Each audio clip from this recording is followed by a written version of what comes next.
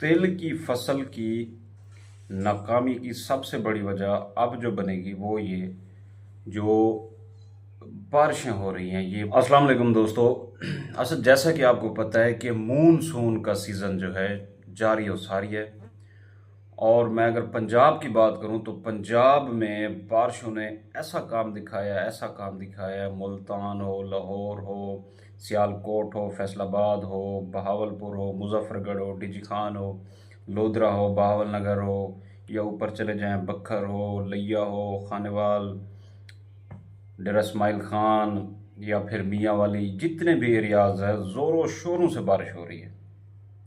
अच्छा, इसके नतीजे में ये है कि यार जो तिल की फसल की हार्वेस्टिंग हो रही थी काफ़ी जगहों पे, क्योंकि आपको पता है कि ये जो सीज़न है ये दो फसलें लगाई जा रही हैं, या कॉटन की फसल है या तिल की फसल की नाकामी की सबसे बड़ी वजह अब जो बनेगी वो ये जो बारिशें हो रही हैं, ये मॉनसून वाली बारिशें।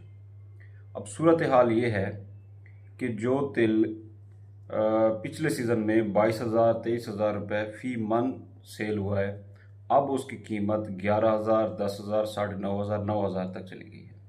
अब ये हार्वेस्टिंग कैसे होती है? इसको पहले कट करके ऐसे अमूदी जो है शेप में खड़ा कर दिया जाता है, उसकी फली खुलती है सूरज की रोशनी की वजह से, और वहाँ से जब वो पकना शुरू कर देता है तो फिर उसको हार्वेस्टर से या फिर मैनुअल तरीके से जो है उसको हार्वेस्ट किया जाता है।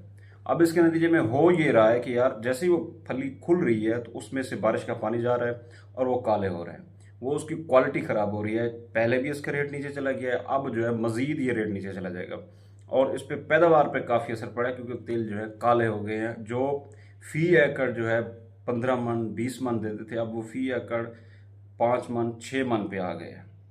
तो किसान इधर से भी गया। तो ये वाली बारिशें जो हैं रहमत के साथ साथ कुछ किसानों के लिए, कुछ फसलात के लिए ज़हमत भी बनी हुई है।